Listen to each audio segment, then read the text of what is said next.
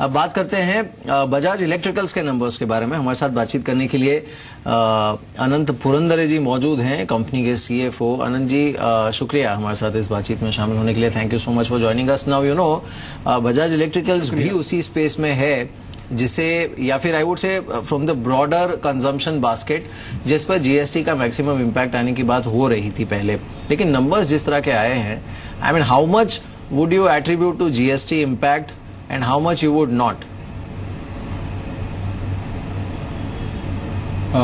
I'll just brief you about the numbers. You see at the company level there is a top line growth of 7%, but at the same time the consumer durable top line there is a degrowth of 14%. Now we have given some compensation to our distributors for the GST loss, और उसका जो hit है वो लगभग 10 करोड़ का है। सो जो profit, net profit company level का 22.8 करोड़ से 20 करोड़ पे आ गया है, उसमें 10 करोड़ का हिट जो जीएसटी कॉम्पेंसेशन हमने दिया है उसका है।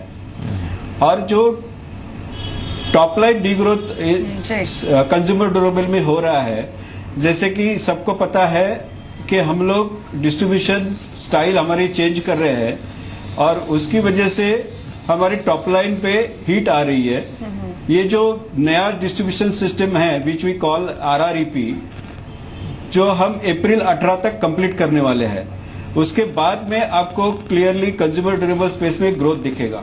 जी, इनफैक्ट यही मैं आपसे पूछना भी चाहती थी अनंत कि आपने कंज्यूमर बिजनेस की जो बात की है, कंज्यूमर इलेक्ट्रिकल बिजनेस की, वहां पर इस क्वार्टर में 14% की डीग्रोथ आई है, और अगर पिछले 4 क्वार्टर्स का हम ट्रेंड देखें तो ये कांस्टेंट, ये सेगमेंट अंडर प्रेशर रहा है विद रिगार्ड्स टू परफॉर्मेंस। अब आपने अप्रैल 2018 की बात की है, तो क्या आप ये कहना चाह रहे हैं कि अभी 3-4 क्वार्टर्स और लगेंगे इस सेगमेंट में रिवाइवल आने के लिए? नहीं, हमें ऐसा नहीं लगता है, क्योंकि काफी जो नया रोल आउट है वो काफी एडवांस स्टेज पे है अभी, और हमारा जो टारगेट है साल का वो है टॉप लाइन 5,000 करोड़ की करने का।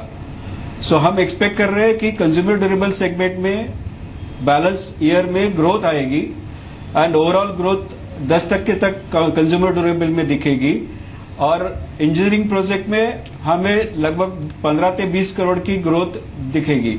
तो ओवरऑल कंपनी लेवल पे we are looking at 5,000 crore as a top line.